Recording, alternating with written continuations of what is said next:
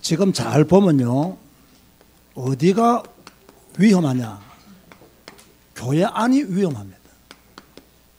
자, 오늘 설교는 여러분이 의미 있게 들으셔야 되고, 또 저 역시 목사로서 여러분이 꼭 하고 싶은 메시지를 그렇게 전하는 것입니다. 바울의 서신서는 대부분 교회에 보낸 편지입니다. 자, 바울의 서신서는 어디에 보낸 편지들이 많다고요? 교회에 보냈어요. 그럼 왜 바울이 교회에 편지를 했을까요? 제가 이번에 성경을 읽으면서요, 그 이유를 확실히 알았어요. 왜 바울이 교회에 편지를 했겠느냐? 물론 디모데전서는 디모데에게 한 편지입니다. 그러나 대부분 바울의 서신서는 교회에 한 편지예요. 왜 교회에 편지했느냐? 오늘 제목이 답입니다. 교회가 위험했기 때문에. 그럼 무엇 때문에 교회가 위험했느냐? 무엇 때문에 교회가 위험했기에 바울이 여기에다가 편지를 썼느냐? 교회가요, 교회 안에 뭐 하는 사람들이 있었느냐? 다른 복음을 전하는 자들이 있었어요. 어디 안에 다른 복음을 전하는 자가 있었다고요? 교회 안에 다른 복음을 전하는 자들이 있었어요. 그러면 교회가 위험합니까? 안 합니까? 엄청 위험하죠. 교회는 예수 그리스도의 복음만 전해야 되는데 교회 안에서 다른 복음을 전하는 자가 있었단 말이에요. 그럼 교회 안이 위험한 거예요. 어느 교회가 그랬어요? 갈라디아 교회가 그랬습니다. 그래서 바울은 갈라디아 교회에 편지를 보내면서 예수 그리스도의 복음 말고 다른 복음은 없다. 우리나 혹 하늘에서부터 온 천사라도 다른 복음을 전하면 저주를 받는다. 이게 바울의 메시지였어요. 여러분 지금요, 냉정하게 한번 보세요. 교회 밖이 위험하다. 그거는 당연한 이야기입니다. 그런데 지금요, 교회 안이 더 위험해요. 왜 교회가 더 위험합니까? 교회 안에 뭐 하는 자들이 있기 때문에, 다른 복음을 전하는 자들이기 때문에 교회가 위험한 거예요. 자, 바울의 대부분의 서신서는 어디에 보냈다고요? 교회에 보냈습니다. 왜 교회에 보냈다고요? 교회가 위험했기 때문에. 그럼 왜 교회가 위험했느냐? 교회 안에 다른 교훈들을 전하는 자들이 있었어요. 예수 그리스도의 교훈 말고 다른 교훈들을 전하는 자들이 어디에 있었냐? 교회 안에 있었어요. 바울이 다른 교훈을 가르치지 말라라고 경고했어요. 그런데 그들은 계속 교회 안에서 다른 교훈을 가르쳤어요. 뭐 신화에 대해서, 족보에 관하여, 뭐 여러 가지 교회에서 안 가르쳐도 되는 것들을 계속 교회가 가르친 거예요. 그런데 문제는 뭐냐면요, 다른 복음 전하고 다른 교훈을 전하면요, 거절하면 되잖아요. 그런데 항상요, 뭐가 있느냐? 다른 자들이 있어요. 이게 문제예요. 그래서 바울이 교회에 편지를 보낸 거예요. 왜? 다른 복음 말하고 다른 교훈 말하는데 따르는 자들이 너무 많았다는 거예요. 여러 가지 다른 교훈에 뭡니까? 오늘 바울이 뭡니까? 끌려가지 마라. 그런데 끌려간다는 거예요. 따라간다는 거예요. 지금도 마찬가지예요. 교회 안에 다른 교훈을 말하는 자들이 있어요. 그런데 그 교훈을 따르는 자들이 훨씬 더 많아요. 그래서 교회 안이 위험한 거예요. 교회 안에 다른 예수, 교회 안에서 다른 영, 교회 안에서 다른 복음을 전하는 자들이 있음을 고린도후서 11장 4절에서요 분명히 말씀하고 있어요. 만일 누가 가서 우리가 전파하지 아니한 다른 예수를 전파하거나, 혹은 너희가 받지 아니한 다른 영을 받게 하거나, 혹은 너희가 받지 아니한 다른 복음을 받게 할 때에는 너희가 잘 용납하는구나 이랬어요. 아니, 교회 안에서 다른 예수를 전하고, 잘 들으세요 여러분, 교회 안에서 다른 영을 말하고 교회 안에서 다른 복음을 전하면 용납해야 됩니까? 안 해야 됩니까? 안 해야 되는데 바울은 뭐라고 말했어요? 잘도 용납하는구나. 이렇게 말을 했어요. 누가? 성도들이. 누가? 구원받았다는 자들이. 잘도 용납한다. 그래서 지금 교회 안이 위험한 거예요. 왜? 다른 복음, 다른 교훈, 다른 예수, 다른 영, 이걸 전하는 자들이 어디에 있다고요? 교회 밖에 있는 게 아니에요. 교회 안에 침투해 있어요. 그 자꾸 예수 그리스도의 복음 말고 다른 복음을 말하는 거예요. 성령 말고 다른 영을 말하는 거예요. 성령 아니면 악령이잖아요. 성령 아니면 귀신의 영이잖아요. 그걸 말하는 거예요. 그래서요, 성도들은 뭘 잘해야 되느냐? 항상 성도들은요, 분별하도록 해야 돼요. 항상 분별해야 돼요. 어느 교회가 다른 예수 전하는 교회인지, 어느 목사가 다른 영을 말하는 목사인지, 다른 복음을 전하는 교회와 목사가 누구인지, 이걸요, 성도들은 분별해야 돼요.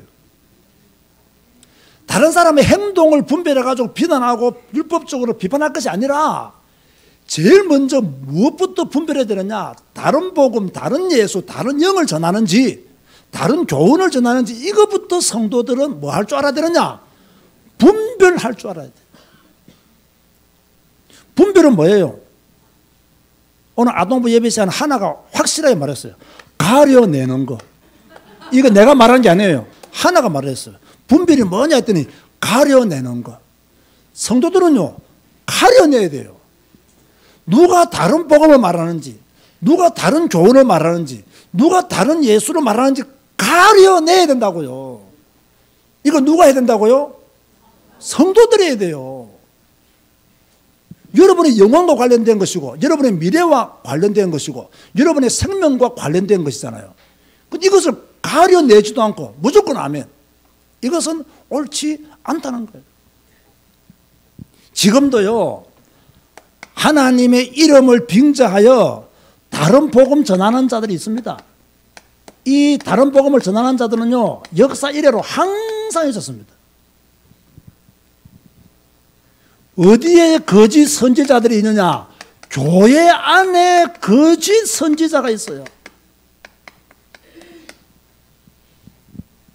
그게 스가랴 13장 1절에 3절에 보면 그런 말씀들이 다 기록되어 있습니다. 여러분, 거짓 선지자는 누구입니까? 하나님의 이름을 병자해서 거짓말 하는 자예요. 거짓말 하는 자. 그런데 이 거짓 선지자들은요, 주로 자기 신앙, 자기 체험, 자기 사상, 이런 것들을 가르쳐요. 그런데 이거 사람들이요, 성경을 이야기하는 척 하면서, 하나님을 말씀하는 척 하면서 자기 신앙 가르쳐요. 성경을 빙자하여서요, 자기 체험 강조해요. 왜? 성경에는 여러 가지 체험들이 많이 있거든요. 그 한 부분을 딱 말하면서 자기 체험 말해요. 그리고 자기가 가지고 있는 지식, 사상 가르쳐요. 교묘하게 가르치기 때문에 성도들은 알아내기가 힘들어요. 어렵습니다. 성경을 막 자의적으로 해석하고요.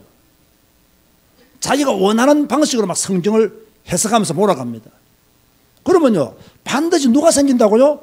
믿고 따르는 자들이 생겨요. 그 사람들이 그걸 알기 때문에 더 강하게 이야기하는 거예요. 자, 보세요. 거짓 선지자를 따르는 사람들이 많겠습니까? 참 선지자를 따르는 사람들이 많겠습니까? 어떻게 알죠? 성경에 그렇게 나와 있어요. 예레미야 시대에 예레미야를 따른 사람들보다 거짓 선지자를 따른 사람이 훨씬 많아요. 엘리야 시대에도 엘리야를 따랐던 사람들보다 바알과 아세라 선지자를 따라가던 사람들이 훨씬 많아요. 언제나 참 선지자를 따르는 사람들보다 거짓 선지자를 따르는 사람들이 훨씬 많았어요. 왜 그럴까요, 그러면? 왜 많은 사람들은 참 선지자를 따르지 않고 거짓 선지자를 따를까요? 자기 생각과 일치하고 이익이 되니까. 거짓 선지자들은요, 항상 뭘 말하냐면 듣기 좋은 설교를 합니다. 성도들에게 힘주고 성도들에게 막 축복을 선포하고, 그죠? 곧 좋은 때가 온다 그러고, 성공하는 법이 뭐다 이런 거 가르치고, 어떻게 세상을 살아야 너희들이 잘 산다 이런 것도 막 가르치고, 그러면서요 조용히 자기의 배를 채웁니다. 그게 거짓 선지자들의 특징이에요. 그런데 참 선지자는 무엇을 선포할까요? 언제나 고난의 길을 선가합니다. 편안한 길을 말하지 않고 고난의 길을 말합니다. 언제든지 다양성을 말하지 않고 유일한 것을 말합니다. 아니, 사람이 좀 다양해야 편하게 살 수 있잖아요. 그런데 참 선지자들은 유일한 길을 말합니다. 이러니까 성도들이 듣기에는 어디가 더 편해요? 거짓 선지자들의 메시지가 훨씬 편한 거예요. 왜? 자기가 살기도 좋고 또 복도 받고 편하고 또 세상적으로 잘 될 것 같고, 이래서 성도들은 고난의 길을 선택하기보다 평안과 축복의 길을 선택하고자 하는 마음과 욕심들이 있기 때문에 참 선지자의 메시지에 귀를 기울이기보다 거짓 선지자들의 메시지에 요즘 애들 말로 뿅 가쁘는 거예요. 왜? 자기 욕심과 부합되기 때문에. 그런데 이런 거짓 선지자들이 어디서 예언을 한다고요? 교회 안에서 합니다. 대상은 누구겠어요? 성도들입니다. 그래서 교회 안이 위험하다는 거예요. 자, 다시 말합니다. 성도들은 무엇을 잘해야 된다고요? 분별을 잘해야 됩니다. 분별은 뭐라고요? 가려내는 거. 이거 누가 해야 된다고요? 여러분들이 가려내야 돼요. 그런데 그럼 이 분별의 기준이 뭘까요? 성경이에요. 여러분 생각이 아니에요. 여러분의 지식이 아니에요. 여러분의 경험도 아니에요. 우리는 무엇을 가지고 분별해야 되느냐? 성경을 가지고 하나님이 원하시는 것이냐, 하나님이 원하지 않는 것이냐, 주님이 계획하신 것이냐 아니냐, 이걸로 성경을 가지고 분별해야 되는데, 문제는 성도들이 성경을 안 읽는다는 거예요. 안 읽는 것인지 못 읽는 것인지 모르겠어요. 안 읽는 분들 한번 대답해 보세요. 안 읽는 겁니까? 못 읽는 겁니까? 그죠? 모르겠어 나는요.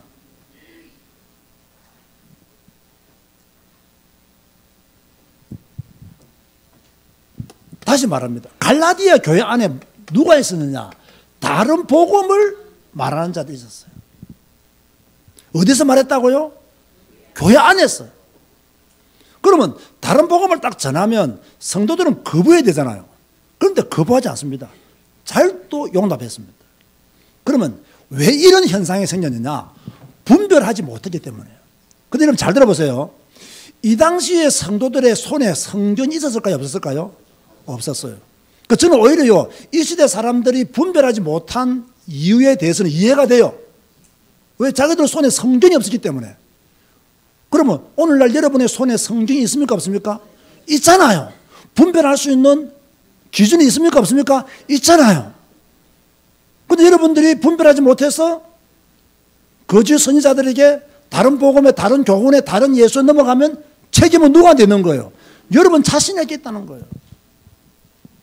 왜? 여러분 손에 성경이 있잖아요.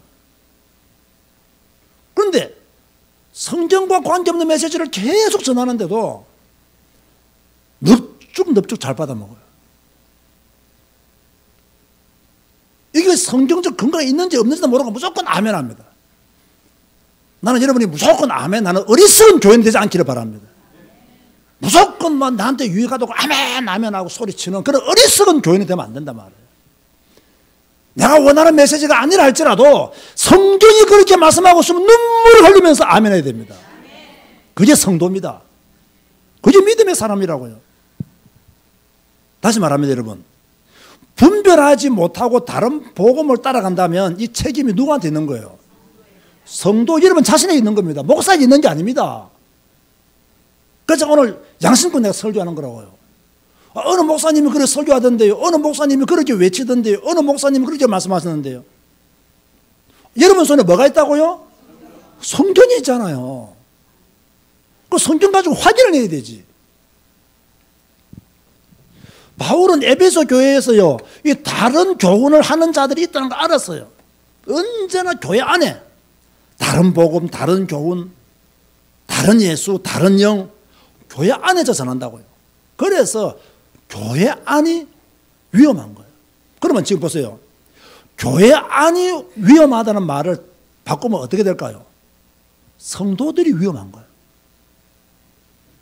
목사인 제가 위험해요? 여러분이 위험해요? 누가 위험하다고요? 여러분들이 위험하다고. 여러분들이 위험해요. 이걸 알고 지금 교회 다니고 있습니까? 목사는 위험하지 않아요. 모찌함으로 잘하든 못하든 밥 먹고 사니까 위험하지 않다니까. 누가 위험하냐?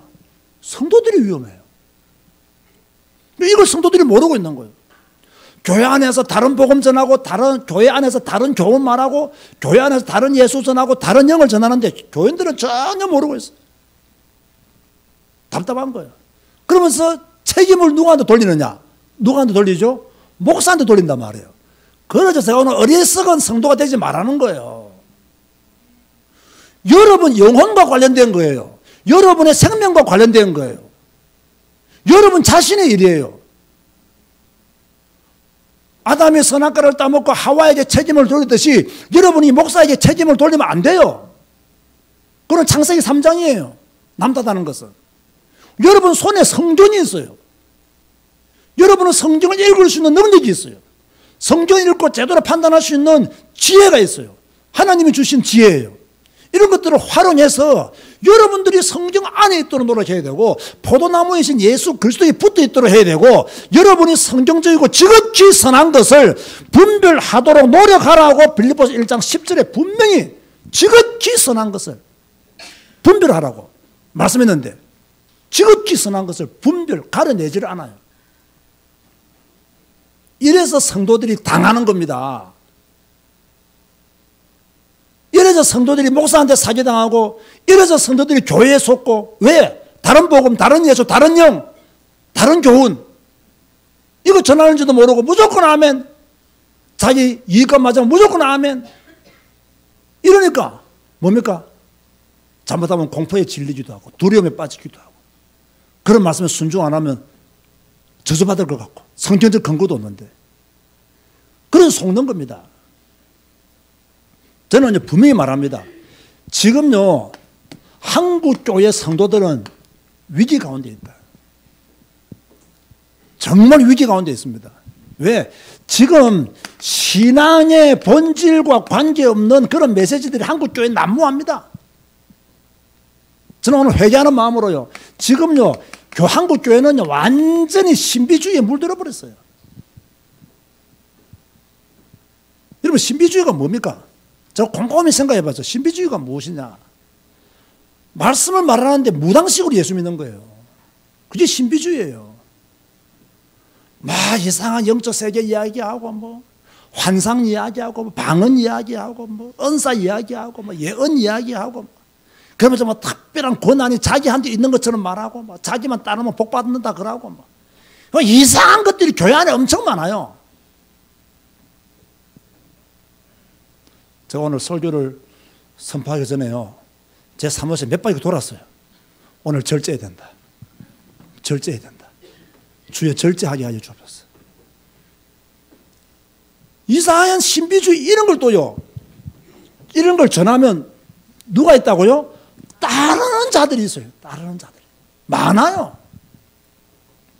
신비주의 막 가르치잖아요. 굉장히 따르는 사람들이 많습니다. 많다니까요. 그래서 교회가 위험한 거예요.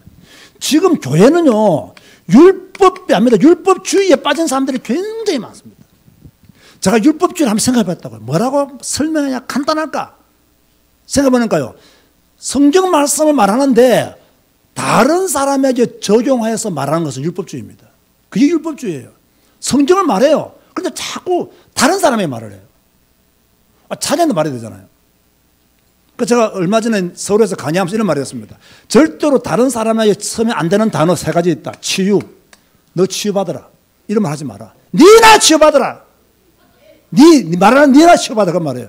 다른 사람 보고 너 치유받아라 하면서. 아니, 영적 문제 많다면서.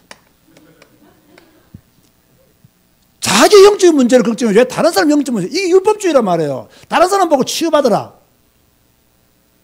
제가 이런 거 보고 치유받으라 할 때는 설교입니다. 개인적으로 만나가지고 병간사님 치유받아야 됩니다. 나 이런 말 한 번도 선 적 없습니다. 치유의 대상은 나지 다른 사람이 아니에요. 다른 사람 보고 영적 문제 많네요. 설교할 때는 그럴 수 있어요. 인간은 영적인 문제가 많습니다. 그건 맞잖아요. 그래 내가 박철 장로님 보고 박장로님 영적인 문제가 무엇인지 아십니까? 하면서 막 내가 하나님입니까? 안다고 내가 고칠 수 있어요? 못 고쳐요. 다른 사람 그리고 막 뭐만 말하면 그런 귀신의 역사고 막 사탄의 역사라고. 조금은 실수만 해도요 귀신의 역사였고 사탄의 역사였고. 여러분 제가 예를 들어 볼까요? 어느 한 사람이 딱 예수 믿고 교회 올려했어요. 그런데 아침에 무슨 일이 생겨서 교회를 못 왔어. 그럼 여러분이 뭐라고 말하는 줄 아세요? 뭐라고 말해요? 사탄이 막았다. 귀신의 역사였다. 그 말 자체가 좀 이해는 되는데 조금은 듣기 싫어요. 아 급한 일이 생겼네요. 다음 주에 오면서 이러면 돼. 근데 귀신의 역사해가지고 교회를 못 왔다 그러고 사탄의 역사해가지고 막았다고. 이런 식으로 말해버리면요 저는 곤란하다 생각합니다. 개인적으로는 사람이 실수를 했으면 실수를 했네요 이러면 되는데 귀신의 역사해가지고 실수했다면서 사탄의 역사하니까 네 그렇게 됐다면서 모든 거 막 귀신과 사탄과 다 연결해가지고 말하는 거 있잖아요. 제가 지금 말하고 한 본질 아시겠습니까? 이런 걸 조심해야 된단 말이에요. 우리가 실수했으면 실수했네요. 책망 받을 일 있으면 책망을 해야 되지. 네가 사탄한테 속았어. 네가 귀신한테 속았어. 무조건 막 사탄 귀신 말하는 거 있잖아요. 이거 옳지 않습니다. 자, 무슨 말 사용하지 말라고요? 다른 사람 보고 치유받아라. 다른 사람 보고 네 영적인 문제 많다. 무슨 일만 생기면 사탄 핑계대고 귀신 핑계대고 사탄 말하고 귀신 말하고 자기가 선악과 따먹은 것에 대해서는 조금도 책망하지 않는 그런 잘못된 신앙, 틀린 신앙. 그래서 이렇게 말해야만 굉장히 믿음이 있고 영적인 세계를 알고 있는 것처럼 인정받는 그런 나쁜 모습들이 한국 교회 안에 있단 말이에요. 우리 교회도 있고 고쳐야 된다 이 말이에요. 설교가 너무 셉니까? 어쩔 수 없습니다. 하나님이 이런 성격을 주셨기 때문에 어쩔 수 없어요. 이거 진짜 고쳐야 됩니다. 자꾸 다른 사람 보고 저 치유받을 게 많다고 그래. 자꾸 다른 사람 보고 영적 문제 많다고. 자꾸 무슨 일만 생기면 막 사탄이 귀신이 막 맨날 귀신이.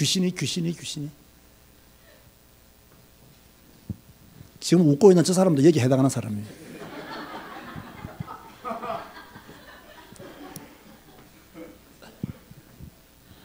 이것도 율법주의 신앙이네. 아이고. 걸리기는 다 걸리는구나. 주여. 그리고 보세요. 이 인본주의 신앙. 이게 많잖아요. 자, 인본주의 신앙은 뭐냐라고 볼 때요. 말씀을 말하는 것처럼 하면서 자기 지식, 자기 경험 말하는 거. 이거 인본주의입니다. 말씀을 말하는 것처럼 보여. 근데 자기 지식, 자기 경험, 자기를 더 의지하는 거. 자기 주장을 더 강조하는 거. 이거 인본주의 신앙입니다. 네 번째는 설명할 필요 없겠죠. 기복신앙. 기복주의. 무조건 복 받는다고. 복만 추구하죠. 그런가 하면요, 이렇게 신앙의 본질이 잘못된 것도 있지만은 이 세상적인 신앙을 가지고 있는 사람도 많아요. 그럼 어떤 사람들이 세상적인 신앙 가지고 있느냐? 세상 정신 배운 사람, 세상 정신에 빠진 사람, 요즘 흔히 말하는 시대 정신에 빠진 사람, 성경적으로 말하면 헛된 철학에 빠진 사람 많아요. 교회 안에. 예수 믿는다면서요, 세상 따라가요. 세상 지식 따라가요. 많아요. 예수 믿으면서요, 예수님을 자기 성공의 도구로 생각하는 사람 있습니다. 신앙생활 하면서요, 자꾸 세상 문화에 물드는 사람 있습니다.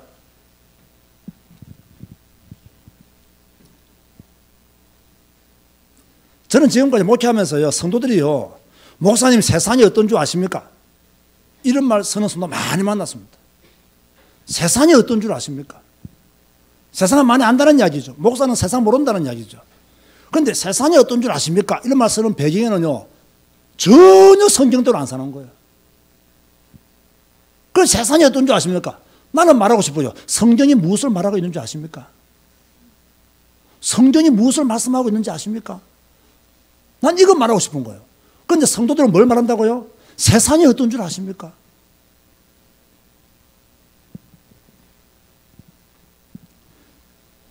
이런 가운데에 교회는요, 지금 다툼과 분열이 계속 일어나고 있습니다. 지금 한국교회 보세요.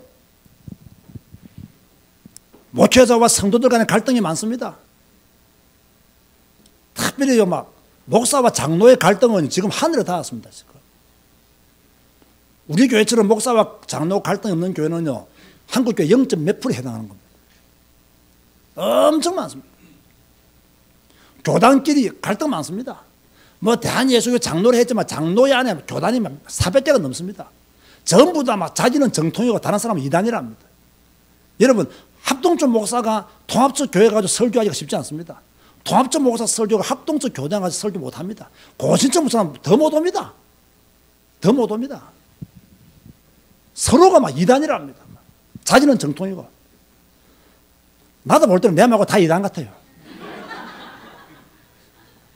이단 아니라 또 이런 말씀 하지 말아야 돼. 사탄 같아. 내가 하는 짓들 보면.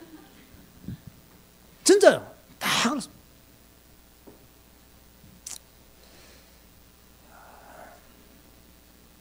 제가 설교 원고에 있는데 지금 이 말을 해야 되나 말아야 되나 고민인데요. 합시다 여러분, 절대로 여러분이 생각하는 훌륭한 목사 따라가지 마세요. 여러분이 생각하는 대형교회, 좋은 교회라 생각하지 마세요. 무슨 일이 있어도 성경 읽고 성경의 가르침을 따라가고 무조건 아멘하지 말고 성경대로 설교하면 뭐 해라? 아멘하고 성경과 일치하지 않으면 입 다물고 가만히 있어야 돼요. 훌륭한 목사가 누굽니까? 대형교회 목사는 훌륭합니까? 많이 배운 목사는 훌륭합니까? 저는 그렇게 생각하지 않습니다. 당신이야 교회가 작으니까 그렇게 생각하지 않습니다.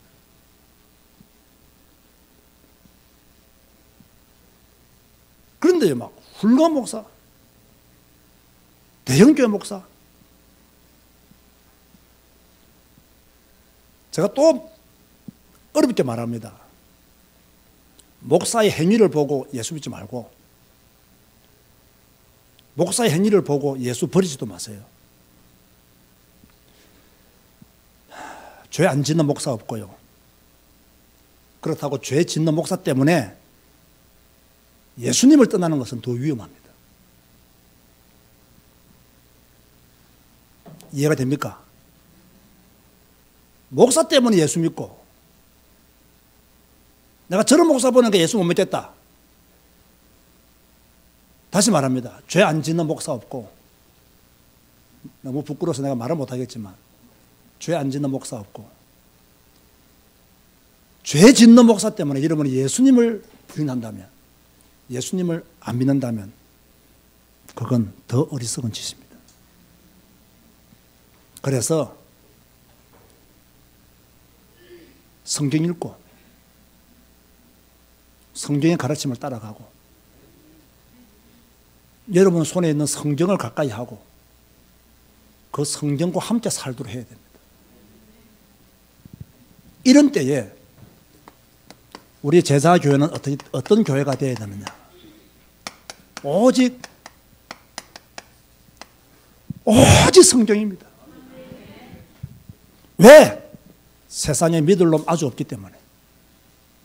세상에 믿을 만한 사람 누구인지 모르기 때문에 우리는 오직 성경입니다. 여러분, 성경은 누구에 대해서 말하고 있습니까? 성경은 예수님에 대해서 정언한 책입니다. 그러면 우리는요, 성경에 기록된 예수 그리스도의 복음을 가져야 되고 전해야 됩니다. 여러분, 성도들은 어떤 성도가 되어야 됩니까? 성경을 풀어줄 때에 마음이 뜨거워지는 성도가 돼야 돼요. 성경을 말할 때 너무 기쁘고 즐겁고 신나고 은혜가 되고 막 성경을 풀어줄 때 그것이 감동되어서 막 너무 영혼이 살아나고 맨날 뭐 성공해라 복받아 이런 소리 하면 눈 뜨고 아멘 하다가 막 성경 풀어주면 막 지겨워가지고 졸고 앉아있고.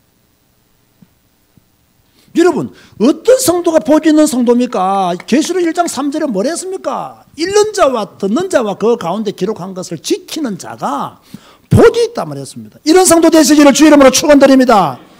우리는 예수님에 대해 우리는 성경을 풀어줄 때 우리는 성경만 읽고 듣고 지키는 그런 믿음의 사람이 되도록 몸부림을 쳐야 돼요. 왜? 우리를 유혹하는 것들이 너무나 많아요. 우리를 실패하게 만드는 소리들이 너무나 많아요. 분별하기도 어려운 말들이 너무나 많아요. 그래서 나는 성경만 보는 거예요. 성경만 가르치는 거예요. 성경만 읽으라고 외치는 거예요. 이 메시지가 귀에 안 들어오면 되겠습니까?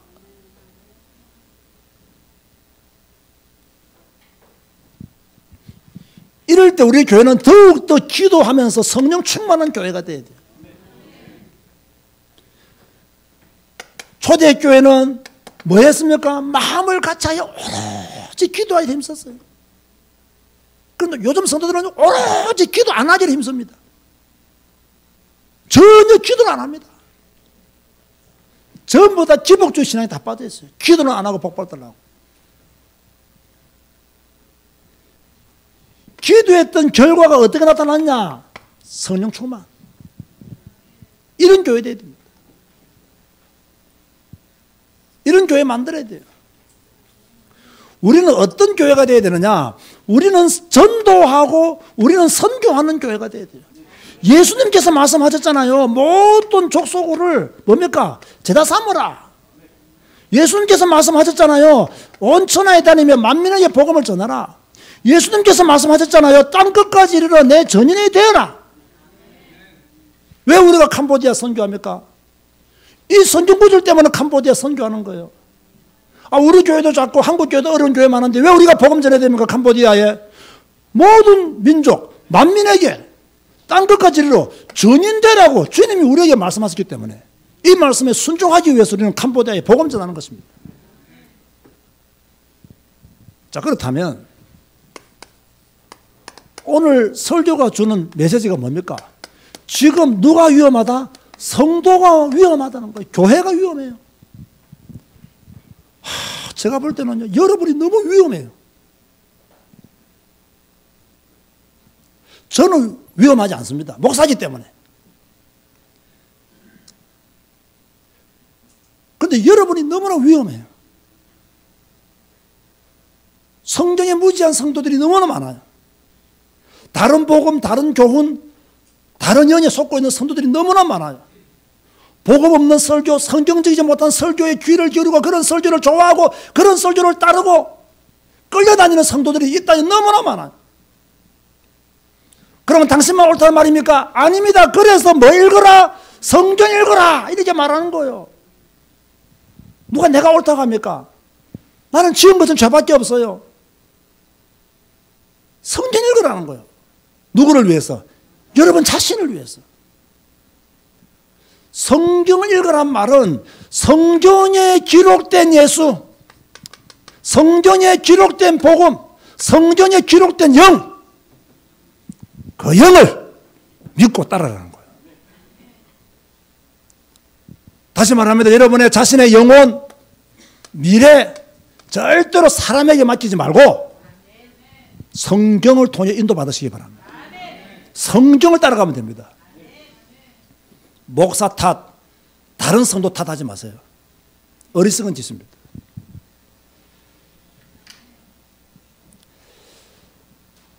교회 안이 위험합니다. 성도들이 위험합니다. 다른 예수, 다른 복음, 다른 영 전하는 자들이 교회 안에 있기 때문에 교회가 위험해졌고 성도들이 위험해졌습니다. 이럴 때 우리를 지키는 가장 안전한 산성, 바위, 오직 성경, 오직 예수 그리스도. 성경 한 권으로 충분하고 성경에 기록된 예수 그리스도의 복음으로 믿음의 삶을 끝까지 사시기를 주님의 이름으로 축원드립니다. 기도하시겠습니다. 주님, 교회가 위험해졌습니다.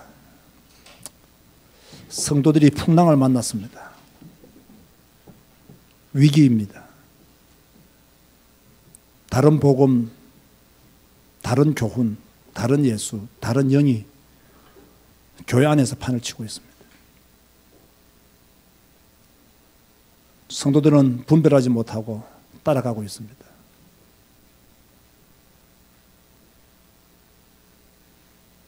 손에 성경이 있음에도 불구하고 읽지 않고 무지하여서 자기 영혼을 팔아넘기는 자들이 교회 안에 있습니다. 이러한 때에 우리는 오직 성경 한 권으로 충분하고 성경에 기록된 예수 그리스도의 복음을 따라가는 자가 되기를 원합니다. 우리는 출세도 싫습니다. 성공도 바라지 않습니다. 주님이 우리를 선택하셨고 하나님의 자녀 삼으셨고 그거 하나만으로 모든 것을 감사할 수 있는 자가 되게 하여 주옵소서. 굶어 죽지도 않는데 굶는 것 때문에 걱정하지 말게 하시고 지금까지 죽지 않고 살았는데 고생 때문에 복음을 부인하지 않도록 은혜 베풀어 주옵소서. 주여,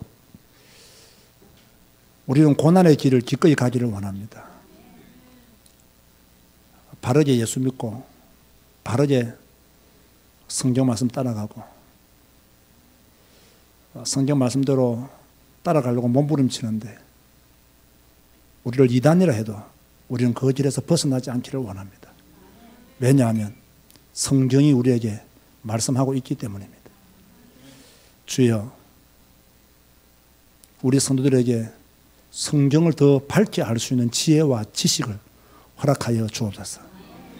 성경 한 권으로 충분하고 만족하고 성경 한 권 때문에 행복하고 즐겁고 인생이 신나는 성도들로 삼아 주옵소서.